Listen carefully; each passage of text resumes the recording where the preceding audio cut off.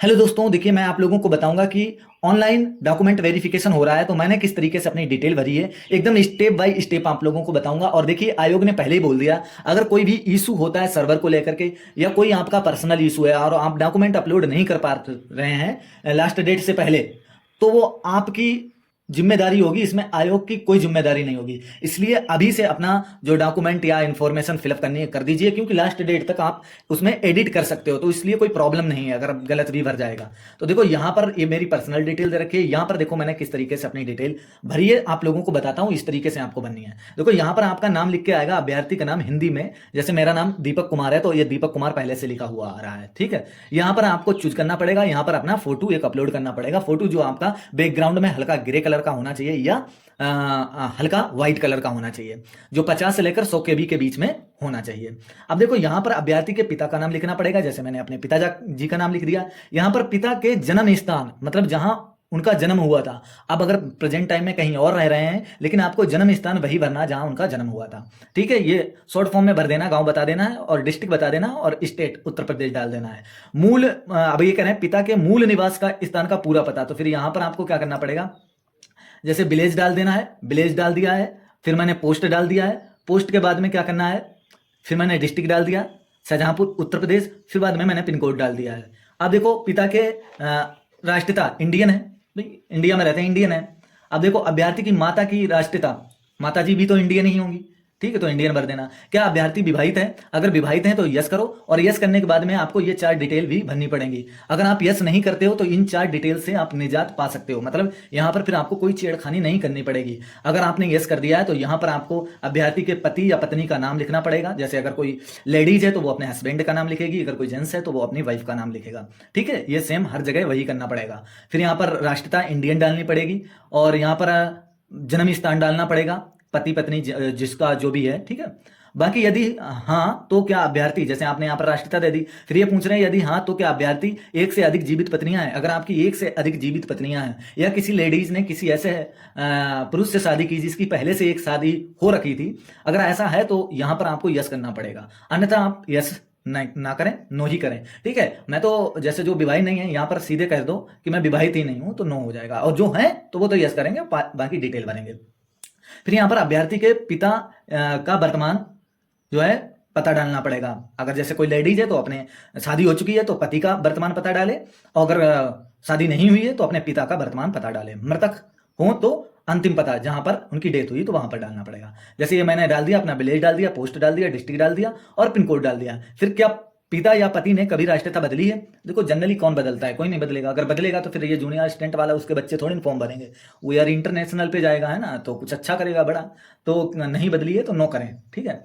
बाकी क्या अभ्यर्थी अथवा अभ्यर्थी के पिता या पति जन्म तथा अधिवास से भारतीय नागरिक हैं? यस भाई, जन्म से ही भारतीय नागरिक है। अगर किसी ने राष्ट्रता अपनी बदली है तो आपको नो करना पड़ेगा, फिर डिटेल भी यहाँ पर भरनी पड़ेगी, ठीक है। ये कह रहे हैं यदि नहीं तो पूरा विवरण दें। यहाँ पर नो जैसे करोगे यहाँ पर डिटेल और फिल करने के लिए ऑप्शन खुल जाएगा। अभ्यर्थी की जाति, जैसे ये अपन की कैटेगरी ओबीसी आ रही और ओबीसी में उपजाति पूछते हैं, तो उपजाति इसमें जैसे यादव आती, कुर्मी आती, सैनी आती है और किसान आती, जैसे जिसकी जो भी जाति है, जाति जिस जो होती है वो यहाँ पर आपको अपनी जाति भरनी पड़ेगी। जैसे मेरी किसान जाति है तो मैंने किसान भर दिया। क्या अभ्यर्थी विज्ञापन में उल्लिखित विभिन्न वर्ग जाति की आयु सीमा छूट चाहता है? अगर जिसने एज रिलैक्सेशन के लिए फॉर्म फिलअप करते समय यस किया था तो वो यहां पर यस करेगा, ठीक है। अगर नहीं किया था तो नो करेगा। और बाकी जैसे आप क्या फॉर्म में भरा था क्या नहीं, तो वो कैसे हम पता करें, कहां से क्या निकालें अपना प्रिंट आउट, तो उसका मैंने वीडियो बनाया, आप जाके देख सकते हो। अगर नहीं मिला है तो मैं अभी बना दूंगा, ठीक है। तो आप कमेंट कर देना, कोई भी अगर इशू है तो आप कमेंट करो। देखो फिर आपको यहां पर क्वालिफिकेशन भरनी पड़ेगी। जैसे हाई स्कूल की यहाँ पर ऐड करने के लिए ऑप्शन आएगा, यहाँ पर ऐड करना पड़ेगा, आपको ऐड करना पड़ेगा। जैसे आप हाई स्कूल वाले पे ऐड करोगे तो आप बोर्ड संस्था का नाम नहीं चेंज कर सकते हो, जो आपने पहले फिल किया था वही रहेगा। हाँ, यहाँ पर आप श्रेणी चेंज कर सकते हो, बाकी कोई चेंजमेंट नहीं कर सकते हो। जो आपने फिल कर दिया तो फिल कर दिया। और यहाँ पर खाली विषय आप भर सकते हो, विषय भरने पड़ेंगे आपको ऐड करके, ठीक है। जैसे Hindi, English, mathematics, science, social science और ड्राइंग। फिर प्रमाण पत्र संख्या, या आपने प्रमाण पत्र संख्या की जगह पे रोल नंबर डाल दिया, उससे कोई दिक्कत नहीं। मैंने खुद रोल नंबर डाल दिया है तो उससे कोई दिक्कत नहीं होती, क्योंकि मैंने ऑफलाइन भी दिया था तो वहां पर रोल नंबर डाल दिया था, कोई इशू नहीं था, ठीक है। उन्होंने बोल दिया कोई इशू नहीं है। फिर आपका जो इशू डेट है, निर्गत तिथि, परिणाम तिथि, जो जब आपका रिजल्ट आया था, इशू डेट, वो मार्कशीट के जो है नीचे लिखी होती है, सबसे लास्ट में लिखी होती है। देखो यहाँ पर ये इशू डेट लिखी होती है, ये यहाँ पर इशू डेट लिखी होती है, ये देखो ये इशू डेट लिखी होती है। मार्कशीट में इशू डेट आपको डालनी है। फिर उसके बाद में इंटरमीडिएट का सेम टू सेम ऐसे कर सकते हैं, बाकी चेंजमेंट यहाँ तक नहीं कर सकते। फर्स्ट श्रेणी या सेकंड श्रेणी हो उसमें कर सकते हो, विषय भर सकते हो और इशू डेट भर सकते हो। बाकी कहीं भी आप चेंजमेंट नहीं कर सकते हो। जो आपने गलत भर दिया तो भर दिया, अगर कोई दिक्कत है तो आप एफिडेविट लगाइएगा। ग्रेजुएशन में आपको ऐड कर दीजिएगा, इसमें ऑप्शन दे रहे हैं तो ग्रेजुएशन का ऐड कर दीजिएगा। जैसे मेरा सेकंड डिवीजन श्रेणी में कब मैंने पास किया था, और प्रतिशत है हमारा, परसेंटेज कितने नंबर आए, कितना पूर्णांक था, वो परसेंटेज अपने आप ऑटोमेटिक ले लेता है। ठीक है, जो आपके विषय थे वो विषय भर दो। फिर यहाँ पर जैसे ओबीसी में अगर सर्टिफिकेट नंबर नहीं मिलता है तो एसआर नंबर लिखा होगा, एसआर नंबर आप लोग भर दीजिएगा, इशू डेट भर दीजिएगा, बस अपडेट कर दीजिएगा, कोई दिक्कत नहीं। अगर आपके पास पोस्ट ग्रेजुएट है वो भी भर दीजिएगा, मेरे पास तो नहीं है। डिग्री विग्री टेक्निकल कोई डिग्री है तो वो भी ऐड कर दीजिएगा, ठीक है, जो आपको आगे चल के फायदा देगा। फिर अभ्यर्थी तथा वर्तमान नियुक्ति का विवरण, जैसे जो इन प्रेजेंट टाइम में लोग जॉब कर रहे हैं, जो घर से दूर हैं, अगर इसको ज्वाइन करना चाहते हैं, देखो मैं तो यही बोलूंगा, अगर आप बहुत दूर हैं और इसको ज्वाइन करना चाहते हो तभी आप इसका डीवी कराओ, अन्यथा डीवी मत कराओ। ठीक है, जैसे यहाँ पर जो मैं आप लोगों को भर के दिखा रहा हूं, ठीक है, तो यहाँ पर पदनाम डालना है, जो भी है आपका, नियुक्ति स्थायी है कि अस्थायी वो भरना है, मूल वेतन आपका कितना है, मैट्रिक्स कितना है और कहाँ जॉब करते हो, किस डिपार्टमेंट में, वो भर देना है, कब आपने ज्वाइन किया था वो, और नियुक्ति का स्थान कहाँ पर आपने नियुक्त किया था। और अगर आपने पद छोड़ा नहीं है तो यहाँ पर कुछ नहीं बनना। अगर आपने पद छोड़ दिया है, रिजाइन दे दिया है, तो यहाँ पर इशू डेट आपको डालनी पड़ेगी, कब आपने छोड़ा है, बाकी आपको सबमिट कर देना, सेव कर देना है। फिर देखो यहाँ पर ये कह रहे हैं कि आपने फौजदारी न्यायालय द्वारा आपको दंडित किया गया तो नो करें, दंडित किया गया हो तो यस जरूर करें, उससे आप निकाले नहीं जाओगे। आगे चल के अगर आपने इन्फॉर्मेशन छुपा ली कोई और फिर बाद में आप पे केस वेस हुआ या जेल हुई तो आपको नौकरी से निकाला जा सकता है। इसलिए अपनी इन्फॉर्मेशन जेन्युइन भरें। ऐसा नहीं कि अगर आपको दंडित किया गया होगा तो आपको निकाल दिया जाएगा, निकाला नहीं जाता है। राजकीय सेवा द्वारा डिमोशन किया गया, ऐसा कुछ नहीं है, पदच्युत नहीं किया गया, नो भरें। क्या अभ्यर्थी लोक सेवा आयोग या किसी अन्य आयोग द्वारा डिबर किया गया, मतलब दंडित किया गया या मतलब दोषी ठहराया गया, ऐसा कुछ है तो नो करें, इसमें तो नो ही भरना है। क्या खिलाफ न्यायालय, विश्वविद्यालय या किसी प्रशिक्षण संस्थान में कोई मुकदमा वगैरह है तो नो करें। ठीक है, यहां पर तो चारों अक्सर नो ही रखें, जिसका इशू बहुत ज्यादा है तो वो यस करें। तो देखो ये सारी डिटेल इस तरीके से आपको भरनी है, तो आप समझ गए होंगे। तो देखो वीडियो चाहे भले बड़ा हो लेकिन आप गलती मत करो, वो चीज है। अब देखो हमारा जो है बेसिक डिटेल क्लियर हुआ, फिर एकेडमिक डिटेल, फिर एसेंशियल क्वालिफिकेशन, फिर परसेंटाइल क्वालिफिकेशन भरनी पड़ेगी, फिर अदर डॉक्यूमेंट्स आपके पास हैं वो अपलोड करो, फिर पोस्ट प्रेफरेंस, बाद में डिक्लेरेशन, फाइनल सबमिट हो जाएगा। तो देखो यहां तक हमारा हो गया। अब देखो नेक्स्ट किस तरीके से भरना है। जैसे आप फिर सेव करेंगे, सेव करने के बाद में ये अपडेट का ऑप्शन आता है, आप यहां पर अपडेट करेंगे, जिससे पूरा सिस्टम जो आपने फिल किया है वो पूरा डाटा अपडेट हो जाएगा। अपडेट करने के बाद में ओके पे क्लिक कर दें। अब ये आपने डाटा अपडेट कर दिया है। अब जब भी आप इसे खोलोगे तो ये फिल किया हुआ आपका आएगा, जो भी एडिट करना है आप इसमें एडिट कर सकते हो, बाकी आपको नेक्स्ट कर देना है। नेक्स्ट करने के बाद में आपका ये विंडो खुल के आ जाएगा। मतलब एकेडमिक डॉक्यूमेंट्स हाई स्कूल और इंटरमीडिएट की आपको यहाँ पर जो है डॉक्यूमेंट पीडीएफ फॉर्म में जो 200 KB से लेकर के 2 MB के बीच में है वो यहाँ पर अपलोड करने पड़ेंगे। यहाँ पर चूज करना पड़ेगा, और जैसे मैंने तो अपलोड कर दिए थे लेकिन आप लोगों को दिखाने के चक्कर में फिर से मैंने एडिट कर रहा हूँ, इसलिए ऐसा ऑप्शन आ रहा है। तो आपको हाई स्कूल पीडीएफ कैसे बनानी है, देखो पीडीएफ आप जो है JPG2 PDF लिखोगे तो आई लव करके वेबसाइट आ जाएगी, उस पर आप पीडीएफ चेंज कर लेना। फिर जी कन्वर्ट, जी कन्वर्ट करके वेबसाइट एक आएगी, वहां से आप पीडीएफ की साइज को बढ़ा लेना। तो मैंने लगभग में 1.5 MB की कर ली है, ये 1 MB की है, एक 1.5 MB की है। तो देखो मैंने जैसे यहाँ पर हाई स्कूल की चूज करनी है तो यहाँ पर मैं चूज करूंगा। चूज करने के बाद मैं देखो यहाँ पर आ गया हूँ और यहाँ पर से मैं जो है हाई स्कूल वाली सिलेक्ट कर लूंगा। देखो मेरी ये कितने KB की है, 1020 KB की है, और इंटर वाली मैंने 1496 KB की बनाई है। तो मैंने इस पर क्लिक किया है, ओपन पे क्लिक करूंगा। ओपन पे क्लिक करने के बाद में सीधे आप इसको अपडेट कर सकते हो। अपडेट करने के बाद में ओके करो। ओके करने के बाद में थोड़ा टाइम लगेगा और यहाँ से आपकी अपलोड हो गई। यहाँ पर आप देख भी सकते हो कि आपकी पीडीएफ कैसी दिख रही है। तो देखो एकदम मस्त आई है, HD क्वालिटी में आई है, कोई दिक्कत नहीं है। देखो कितनी मस्त आई हुई है। यहाँ से आप इसको काट दो और फिर यहाँ पर आ जाओ। फिर यहाँ पर इसे चूज करो। इंटरमीडिएट वाली करनी है तो यहाँ पर मैं क्लिक करता हूँ और क्लिक करने के बाद में मैं इंटर वाली पे जाता हूँ, क्लिक करता हूँ, ओपन करता हूँ। ओपन करने के बाद में ये फिर थोड़ा टाइम लेता है, ये कर देता है। यहाँ पर देखो 12th PDF आ गई। अब मैं इसे अपडेट कर देता हूँ। अपडेट करने के बाद में ओके करता हूँ। ओके करने के बाद में ये मेरे डॉक्यूमेंट सक्सेसफुली दोनों अपलोड हो चुके हैं। इसको भी देख लेता हूँ। देखो कितनी HD क्वालिटी का आया हुआ, देखो मस्त दिख रहा है ना। तो आपको कैसे PDF कन्वर्ट करनी है, अगर आप नहीं कर पा रहे हैं तो आप कमेंट कीजिएगा, मैं आप लोगों को बता दूंगा, एक वीडियो बना दूंगा 2-1 मिनट का। तो देखो यहां से मेरा एकेडमिक हो चुका है। अब मैं नेक्स्ट करूंगा। अगर कोई दिक्कत होती प्रीवियस जाकर के आप कर सकते हो। वैसे तो आप लास्ट डेट तक एडिट कर सकते हो, कोई अगर दिक्कत होती है। अब मैं नेक्स्ट करता हूं।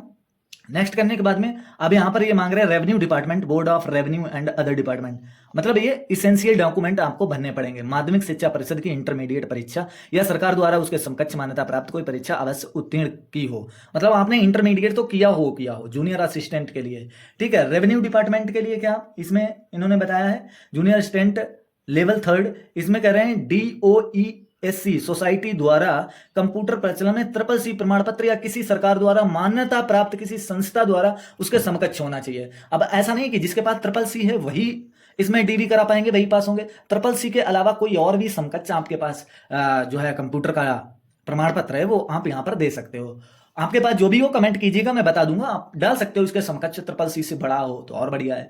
तो यहाँ पर देखो आपको कैसे अपलोड करने वो आप लोगों को बताता हूँ। वही आपका इन्होंने बताया है डॉक्यूमेंट आपका 200 KB से लेकर 2 MB के बीच में होना चाहिए। तो देखो थोड़ा अच्छा बनाए जिससे क्या है HD क्वालिटी में दिखे। अब 2 MB का बोल रहे हैं तो 1.5 MB का तो बना लेना ताकि अच्छा दिखता है। तो देखिए दोस्तों, अब मैं इंटरमीडिएट की यहाँ पर अपलोड करूंगा और यहाँ पर CCC वाला करूंगा। तो इंटरमीडिएट की तो मैंने PDF बनाकर भेज ली है, अब मैं CCC वाला भी करता हूँ, ठीक है। तो मैं इंटर वाला यहाँ पर अपलोड करता हूँ। तो देखिए दोस्तों, यहाँ पर मुझे पहले इसकी डिटेल भरनी पड़ेगी, जैसे बोर्ड नेम यहाँ पर भरना पड़ेगा, कोर्स नेम भरना पड़ेगा, रोल नंबर, उसके बाद में सर्टिफिकेट नंबर डालना पड़ेगा, ईयर ऑफ पासिंग ईयर डालनी पड़ेगी, इशू डेट कौन सी है वो इशू डेट पूरी डालनी। देखो पासिंग ईयर और ये आपका सेम रहता है, जैसे यहाँ पर आप क्या कर सकते हो पासिंग ईयर इसमें जैसे 2014 है 16 है सिंपली ये डाल सकते हो। इशू डेट में फुल डेट आपको डालनी पड़ेगी, फुल डेट आ जाएगी, ठीक है, उससे कोई दिक्कत नहीं है। इन ग्रेड सिस्टम है, कौन सा सिस्टम है, या अगर ग्रेड सिस्टम है तो यस करें। इस ग्रेड सिस्टम, क्या ग्रेड सिस्टम है, no no no percentage system है, हम लोगों ने सिलेक्ट किया। अगर आपका ग्रेड है तो ग्रेड कीजिएगा, तो ठीक है यहाँ पर हम नो कर देंगे। टोटल मार्क्स यहाँ पर भरने पड़ेंगे और यहाँ पर परसेंटेज आपका ऑटोमेटिकली आ जाएगा जब जैसे आप नो करोगे। देखो मैंने यहाँ पर यस किया, यस करने के बाद में यहाँ पर ग्रेड दिखाएगा, फिर यहाँ पर टोटल मार्क्स नहीं पूछेगा, ग्रेड के बारे में देखेगा। तो यहाँ पर देखो मैं डिटेल भरता हूँ। तो देखिए दोस्तों, मैंने यहाँ पर अपनी इन्फॉर्मेशन भर ली है। बोर्ड मैंने भर दिया Uttar Pradesh board of high school intermediate. आप यूपी बोर्ड भी खाली भर सकते हो, कोर्स नेम इंटरमीडिएट 12th डाल दिया है। यहाँ पर अपना रोल नंबर डाला है, यहाँ पर सर्टिफिकेट नंबर डाल दिया है और यहाँ पर पासिंग ईयर डाल दी है। यहाँ पर पूरी इशू डेट डालनी पड़ती है, मतलब डे मंथ और ईयर वाला पूरा। ये कह रहे हैं इस ग्रेड सिस्टम, क्या ग्रेड सिस्टम है तो आप यहाँ पर नो कर दीजिएगा, अगर परसेंटेज हो तो नो कीजिएगा, अगर ग्रेड है तो यस रहने दीजिएगा। ऑप्टेन मार्क्स यहाँ पर अपने बता दीजिएगा, यहाँ पर परसेंटेज बता दीजिएगा और टोटल मार्क्स बता दीजिए, यहाँ पर परसेंटेज अपने आप ही आ जाएगा। यहाँ पर आपको अब इंटरमीडिएट की जो है वो फाइल अपलोड करनी पड़ेगी, जो यहाँ पर देखो यहाँ का माध्यमिक शिक्षा परिषद उत्तर प्रदेश इंटरमीडिएट परीक्षा या सरकार द्वारा उसके समकक्ष मान्यता प्राप्त कोई आवश्यक उत्तीर्ण कर ली हो तभी जूनियर असिस्टेंट के लिए एलिजिबल हो तुम। तो यहाँ पर मैं चूज करूंगा, चूज करने के बाद में सीधे मैं अब अपनी इंटर वाली पे आ जाऊंगा और ओपन करूंगा। ओपन करते ही देखो यहाँ पर इंटरमीडिएट आ गया है। अब मैं यहाँ पर जाकर के कैप्चा कोड मैंने भर दिया है और सेव कर दूंगा। देखो जैसे सेव करूंगा ये थोड़ा टाइम लेगा और अपलोड कर देगा। देखो डॉक्यूमेंट अपलोड सक्सेसफुली, ये मेरा अपलोड हो गया। अब देखो यहाँ से आपकी पूरी डिटेल आ गई, बोर्ड उत्तर प्रदेश हो गया, इंटरमीडिएट हो गया, इंटरमीडिएट एजुकेशन हो गया, कोर्स नेम इंटरमीडिएट हो गया, 12th रोल नंबर आपका ही हो गया, अपना मैच कर लीजिएगा। यहाँ पर सर्टिफिकेट नंबर हो गया और यहाँ पर पासिंग ईयर हो गया, इशू डेट हो गई, इस ग्रेड सिस्टम 9 है, अपटन मार्क आपके इतने, टोटल मार्क्स इतने और आपका जो परसेंटेज है वो इतना बना जा करके। ये यहाँ से आप व्यू भी देख सकते हो कि आपने कौन सी PDF डाउनलोड की, ये जरूर देख लेना। ये इंटरमीडिएट की मैंने यहाँ पर डाउनलोड की है। अब देखो यहाँ पर मांग रहे रेवेन्यू डिपार्टमेंट के लिए इसेंशियल क्वालिफिकेशन में हम लोग चल रहे हैं, मतलब इंटर और CCC या उसके समकक्ष आपको डिप्लोमा चाहिए है तो चाहिए है, तो ये आपने भर दिया। इसी तरीके से यहाँ पर आप इसका भरेंगे CCC वाला। अगर आपके पास CCC नहीं है, कोई और है, कमेंट में बताइएगा, मैं आप लोगों को वहीं पर रिप्लाई दे दूंगा। यहाँ पर CCC की डिटेल आपको भर देनी है, जैसे मैंने यहाँ पर अपलोड किया। यहाँ पर इंस्टीट्यूट नीलेट द्वारा करते हैं अधिकतर लोग, और कोर्स नेम आपको CCC भर देना है, जैसे नीलेट द्वारा हो गया, कोर्स नेम आपको CCC भर देना है। एग्जाम साइकिल कब हुआ था आपका, एग्जाम साइकिल बननी है, roll number, result date, grade क्या है आपका और सर्टिफिकेट इशू डेट बननी है। यहाँ पर देखो अभी आपको मैं भर के दिखाता हूँ। तो देखिए दोस्तों, मैंने यहाँ पर अपनी इन्फॉर्मेशन भर दी, इंस्टीट्यूट नेम मैंने डायरेक्ट किया है तो नीलेट भर दिया है और कोर्स CCC हो गया हमारा, और ये मैंने रोल नंबर भर दिया है। यहाँ पर एग्जाम साइकिल आपकी लिखी होती है, देखो जैसे ये आपका डॉक्यूमेंट है तो यहाँ पर ये एग्जाम साइकिल लिखी होगी अगस्त 2018, तो ये एग्जाम साइकिल आपको लिख देनी है। उसके बाद में रिजल्ट डेट आपको लिख देनी। देखो आप वेबसाइट पे जाओगे नीलेट की तो वहां से अपना रिजल्ट शो करोगे तो रिजल्ट पब्लिश डेट ये यहाँ पर लिख के आएगी, तो यहाँ से आप रिजल्ट पब्लिश डेट लिख दोगे। ये date of exam, exam name अगस्त 2018, जो अगस्त जो लिखा होता है आपका अभी दिखाया, तो एग्जाम नेम अगस्त 2018 मतलब जो आपका मंथ लिखा होगा, मैंने 18 में किया तो 18-20 लिखा होगा तुम्हारा, तो 20 में कोई मंथ लिख के आया होगा, वही जो है एग्जाम साइकिल में लिखना है, ठीक है। एग्जाम साइकिल हो गया। फिर रिजल्ट इशू डेट मार्कशीट जो आपका है उसके सबसे लास्ट में नीचे साइड में लिखा होता है इशू डेट, फिर आपका सर्टिफिकेट सॉरी रिजल्ट डेट ये हो गया, इशू डेट ये आपको लिख देना है, फिर ग्रेड आपका जो भी आया हो ABCD जो भी हो वो यहाँ पर भर देना, फिर यहाँ से चूज करना है वो उसको आपका CCC को। अब जैसे मान लो मैंने PDF बना के अपना भेज लिया है, अब मैं PDF जो है किस तरीके से अपलोड करेंगे वो अब देख लेते हैं। अब आ जाते हैं इधर, अब देखो मैं यहाँ पर चूज करूंगा, चूज करने के बाद में ये मेरा CCC सर्टिफिकेट है। मैंने लगभग में कितने KB का बनाया है, 1496 KB का बनाया है, तो अच्छी क्वालिटी का बनाइएगा। 2 MB के लिए बोल रहा है तो 1.5 MB तक का तो बना ही लीजिए। ये मैंने यहाँ पर अपना CCC वाला डाल दिया। अब मैं यहाँ पर अपना कैप्चा कोड भर दूंगा। कैप्चा कोड भरने के बाद में फिर बाद में सेव कर दूंगा, फिर मेरी डिटेल पूरी एकदम भर के आ जाएगी। तो देखो मैंने अपना कैप्चा कोड यहाँ पर भर दिया है, बाकी अपनी जो डिटेल है रिव्यू कर लेना है, उसके बाद में आपको सेव कर देना है। सेव करने के बाद में देखो थोड़ा टाइम लेगा और चीजों को अपलोड कर देगा, अपडेट कर दिया है। तो देखिए ये सक्सेसफुली इन्होंने डॉक्यूमेंट अपडेट कर दिया है। तो यहाँ पर आपका नीलेट इंस्टीट्यूट नेम लिख के आ गया, कोर्स नेम लिख के आ जाएगा, रोल नंबर लिख के आ जाएगा, आप अपना मैच कर लीजिएगा और एग्जाम साइकिल लिख के आ जाएगी, रिजल्ट डेट आ जाएगा, इशू डेट आपका लिख के आ जाएगा, ठीक है। और यहां से अपना सर्टिफिकेट भी आप व्यू कर सकते हो, यहां से देख सकते हो ये आपका सर्टिफिकेट रहा, ठीक है। तो ये सारी चीजें आप लोगों को एकदम स्टेप बाय स्टेप बता रहा हूं, इसलिए वीडियो को कंप्लीट वॉच कीजिएगा ताकि आपसे कोई एरर ना हो। देखिए अब सब ये मैंने चेक कर लिया, फिर बाद में मैं नेक्स्ट पे क्लिक कर दूंगा। नेक्स्ट पे क्लिक करने के बाद में अब हमारा प्रिफरेंशियल क्वालिफिकेशन आपको देनी पड़ेगी। जैसे जूनियर असिस्टेंट के लिए served in the territorial army to qualification post name, इसके लिए जैसे जो एक्स सर्विसमैन है उनके लिए यहाँ पर ये भरना पड़ेगा, served in the territorial army for minimum period of 2 years होना चाहिए, तो वो यहाँ पर अपना डिटेल देंगे। और जिनके पास NCC है तो वो ये प्रिफरेंशियल है, मतलब इसमें अगर छूट मिल सकती है आपको तो मतलब रिजर्वेशन मिल जाएगा। तो इसलिए अगर आपके पास ये डिटेल है तो ठीक है, नहीं डिटेल है तो कोई बात नहीं है, आपको नेक्स्ट करना है और अदर इंपॉर्टेंट डॉक्यूमेंट फिल करने हैं। तो यहाँ पर आपको डोमिसाइल लगाना पड़ेगा। देखो यहाँ पर डोमिसाइल सामान्य निवास प्रमाण पत्र जिसे बोलते हैं, यहाँ पर आपको कास्ट सर्टिफिकेट OBC लगाना पड़ेगा, OBC है इसलिए OBC आ रहा। डिसेबिलिटी सर्टिफिकेट वगैरह ये है, तो ये बाकी दे रखे हैं। आपको अदर रिलीवेंट कोई डॉक्यूमेंट अपलोड करना है, इसके बाद में अदर कोई है तो आप वो भी कर सकते हैं, जैसे आपका निवास हो गया, OBC हो गया, और जैसे EWS वाले हैं तो वो अपना यहाँ पर मैं आप लोगों को बताऊं उनका पुराना ही लगेगा। और जो OBC और निवास के लिए बोल रहे हैं तो नया पुराना कोई भी लगा सकते हो, उससे कोई दिक्कत नहीं होगी, ठीक है ना। तो कोई आपको एफिडेविट लगाना पड़ेगा, तो नया पुराना दोनों लगा सकते हो। और फिर भी कोई दिक्कत हो रही तो आप कमेंट कीजिएगा। अब सुन लो, फिर बाद में आप लोग कई जगह पूछते हो कि नया लगाऊं कि पुराना लगाऊं। एफिडेविट नहीं लगाना पड़ेगा, चाहे नया लगा दो चाहे पुराना लगा दो, वो आपकी इच्छा आपकी श्रद्धा है, ठीक है। फिर देखिए आपको यहाँ पर अपना जो डोमिसाइल सर्टिफिकेट है, इशू अथॉरिटी जो तहसीलदार है कि डिस्ट्रिक्ट मजिस्ट्रेट है, अथॉरिटी का नाम डालना है, इशू डेट डाल देनी है, सर्टिफिकेट नंबर डाल देना, एड्रेस एज पर सर्टिफिकेट, जो सर्टिफिकेट में एड्रेस है वो आपको यहाँ पर एड्रेस फिल करना है। और 200 से लेकर के 2 MB के बीच में आप फाइल बनाइएगा PDF, और यहाँ पर आपको चूज करके बाद में वो कैप्चा कोड डाल के सेव कर देनी है, ठीक है। इसी तरीके से आपको OBC वाला करना है, और ये आपको नया पुराना कोई भी लगा सकते हो, कोई दिक्कत नहीं है, ठीक है। उसके बाद में आपको नेक्स्ट कर देना। फिर इसके बाद में आपको पोस्ट प्रेफरेंस बननी है, प्रशासनिक सुधार आयोग अटल बिहारी वाजपेयी। और जैसे ये आपको जैसे राजस्व विभाग, अगर आपको पहले नंबर पे बनना है तो यहाँ पर 1 नंबर डालना पड़ेगा। अब आप कहीं पर भी 1 नंबर डालोगे तो 1 नंबर नहीं आएगा, 1 नंबर इसको डालोगे, देखते हैं ये देखो ये preference serial number already selected, अगर आपने एक सिलेक्ट कर दिया फिर दोबारा उसको नहीं सिलेक्ट कर सकते हो। यहाँ पर अगर 2 डालोगे तो आ जाएगा। राजस्व विभाग मैंने डाल दिया, राजस्व परिषद उत्तर प्रदेश, जनपद स्तर की है। देखो अगर आपको जनपद स्तर वाला लेना है तो जनपद स्तर वाला प्रेफरेंस आपको पहले बनना है। जैसे मान लो मैं मंडल आयुक्त, मंडल पे मिलेगी तो मंडल वाली मुझे नहीं बननी, मंडल वाली मुझे दूसरे नंबर पे बननी है। जनपद स्तर वाली राजस्व विभाग की मुझे पहले नंबर पे बननी है, तो मैं यहाँ पर पहला नंबर डाल दूंगा, ये मेरा अपडेट होता चला जाएगा। इस तरीके से हम लोगों को 49 विभाग दे रखे हैं, 49 विभाग आपको इसी तरीके से भरने हैं।